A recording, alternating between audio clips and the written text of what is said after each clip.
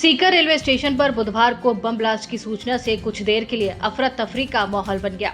हालांकि बाद में स्पष्ट हुआ कि ये कोई वास्तविक हादसा नहीं बल्कि सिविल डिफेंस की ओर से आयोजित एक मॉक ड्रिल थी। बता दें, इस अभ्यास के तहत बम विस्फोटक का काल्पनिक दृश्य तैयार किया गया, जिसमें 5 लोगों की मौत और 13 लोगों के घायल होने की स्थिति दर्शाई गई। रेलवे स्टेशन पर बम ब्लास्ट की सूचना मिलते ही सिविल डिफेंस, पुलिस, रेलवे प्रशासन और स्वास्थ्य विभाग की टीमें तुरंत ही मौके पर पहुंची। मॉक ड्रिल के दौरान एम्बुलेंस को अलर्ट मोड पर रखा गया और घायलों को प्राथमिक उपचार देने के बाद अस्पताल भिजवाने की प्रक्रिया का अभ्यास किया गया। इस दौरान भीड़-भाड़ वाले स्टेशन परिसर से यात्रियों को सुरक्षित बाहर निकालने की कार्यवाही भी की गई।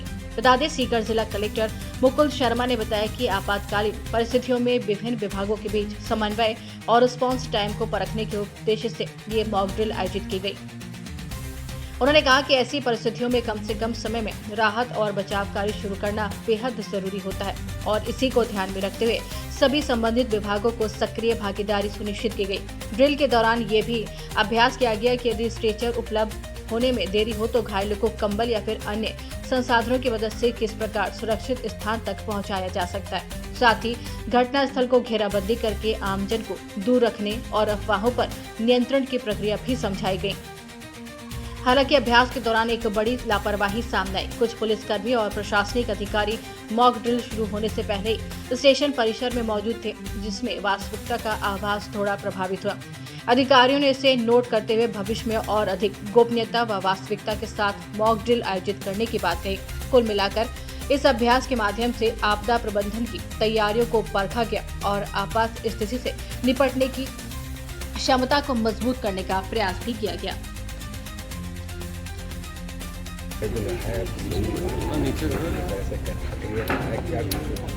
आज रेलवे स्टेशन के पास बॉम्ब ब्लास्ट की एक मॉक ड्रिल आयोजन किया गया था। उसमें हमने ये चेक किया था कि हमारा पुलिस डिपार्टमेंट जो है कितने फास्ट रिएक्ट करेगी और जैसा जब भी कोई बॉम्ब ब्लास्ट होता है तो क्राउड भी ज़्यादा पैनिक होकर इधर उधर भागना और इनको वो अलग इशू क्रिएट करता है। तो हमने ये मॉक ड्रिल प्रेजेंट किया ताकि क्राउड को भी हम दूर रखें और इसको कैसे अपन टैकल कर सकते हैं। जैसा ऐसे इंसिडेंट्स में मेडिकल का भी बहुत ज़्यादा रोल आ जाता है, तो उसको अपन जो भी पेशेंट्स है उनको कैसे सुगम तरीके से बाहर निकाले और हॉस्पिटल तक पहुंचाए, इन पूरा रोड को कैसे क्लियर करना है और क्राउड को कैसे साइड में कराना है, वो सब चीज़ों को मॉक ड्रिल आज किया गया है। तो नॉर्मली जनता से ये अपील करूँगा कि जब भी ऐसे सिचुएशन आता है तो फर्स्ट एंड फॉरमोस्ट थिंग क्या है कि अपन पैनिक नहीं होना चाहिए और जैसा पैनिक हो जाएगा तो वो पैनिक जो है वो दूसरे इंसिडेंट को अंजाम दे देती है। तो मेनली अपन का यही फोकस होना चाहिए कि अपन शांत रह के अपन जो जहाँ पे हो रहा है इंसिडेंट उससे दूर रह के अपन डिस्टेंस मेंटेन करके सही रहेंगे तो कोई बड़ा हादसा नहीं होगा। तो सबसे पहले किसको सूचना देनी चाहिए ऐसी घटनाओं से? ऐसी घटना जब भी होता है तो मेनली हमारा सिविल डिफेंस टीम्स और पुलिस टीम जो हमारा कंट्रोल रूम जो है बाकी सब डिपार्टमेंट से कोऑर्डिनेट करती है। जैसे हमारे कंट्रोल रूम को पता चलता है तो वो सिविल डिफेंस और हॉस्पिटल और बाकी प्रशासन सबको एक मैसेज पहुंचा देता है ताकि सब उस वक्त स्पॉट पे आ जाए और कोऑर्डिनेटेड तरीके से काम करें। आज रेलवे स्टेशन पर बॉम्ब ब्लास्ट के संदर्भ में सिविल डिफेंस के द्वारा और एडमिनिस्ट्रेशन पुलिस के द्वारा ये मॉक ड्रिल की गई है और इस मॉक ड्रिल के अंदर हमने विभिन्न जो एस्पेक्ट हैं उनको कवर करने का प्रयास किया है। जैसे कि इसमें हमने करीब 5 कैजुअलिटी दिखाई और 13 वुंडेड घायल। तो उन घायलों को किस तरह से फर्स्ट एड दें, किस तरह से उनको स्ट्रेचर पर लेकर जाएं, उसमें कई तरह के विधियाँ हैं।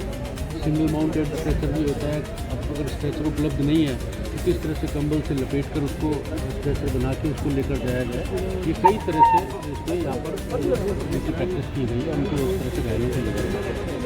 इसके अंदर जो रिस्पॉन्स टाइम है वो बहुत ही अच्छा है। इसके अंदर सिविल डिफेंस है, पुलिस है, हॉस्पिटल है, RPF के लोग भी हैं।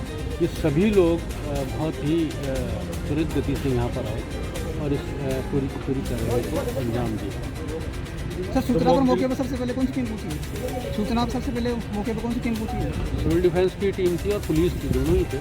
तो दोनों ही आ गए और बहुत त्वरित गति से है। और जैसे कि आपने देखा ही होगा, आप भी बहुत त्वरित गति से आए और आपने देखा होगा एम्बुलेंस की आवाजाही देखी होगी, किस तरह से उन्होंने स्ट्रेचर पर उनको लेकर गए घायलों को, वो भी आपने देखा होगा। किस तरह से फर्स्ट एड दी, वो भी आपने देखा। सर आज जो मॉक ड्रिल का आयोजन किया गया आपातकालीन स्थिति में, आमजन से भी ऐसी स्थिति में क्या अपील जो है स्थानीय प्रशासन? आमजन से सिर्फ यही अपील करना चाहूँगा मैं कि अगर इस तरह की कोई अनटोवर्ड हैपनिंग होती है तो एक तो अफवाहों से बचें, शांति बनाए रखें, पैनिक ना हो।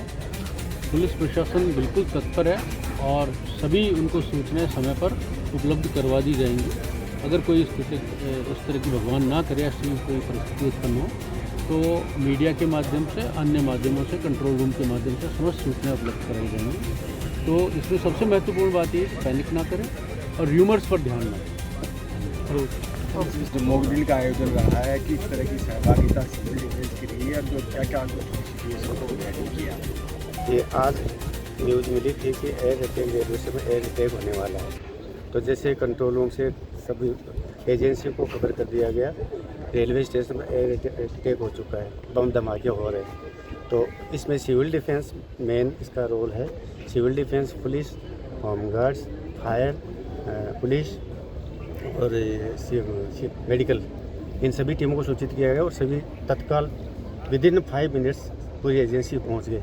इवन मीडिया भी उससे भी पहले पहुंच गए।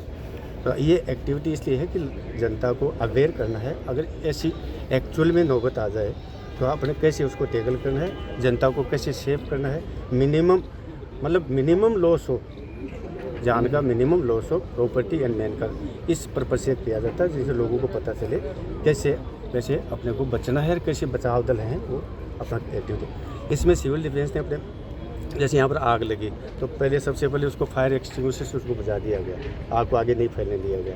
फिर घायलों को ढूंढा गया, तो यहाँ पर रेलवे स्टेशन में पीछे RPF और में पीछे पार्किंग में यहाँ पर घायल पड़े हुए थे।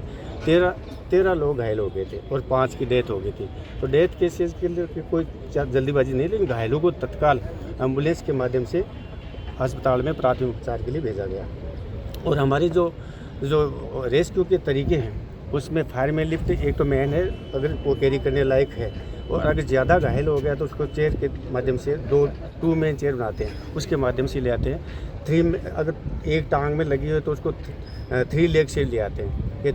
और अगर ज़्यादा बहुत ही सीरियस है तो स्ट्रेचर से लेकर के उसको एम्बुलेंस तक पहुंचा देते हैं और एम्बुलेंस अपना आगे की कार्रवाई करती है। सिविल डिफेंस का रोल पहले भी आप यहाँ पर सीकर में आपने देखा है, रेस्क्यू के दौरान बहुत खतरनाक रेस्क्यू भी होते हैं, तो इसमें भी सिविल डिफेंस का मेन रोल है। और हम जनता को भी आश्वस्त करते हैं कि सिविल डिफेंस हमेशा 24 आवर्स यहाँ पर रेडी रहती है और किसी भी तरह की घटना होने पर हम उसको रेस्क्यू करने के लिए सक्षम हैं। Sir, Madan Singh Puri, chief warden civil defence Sikar.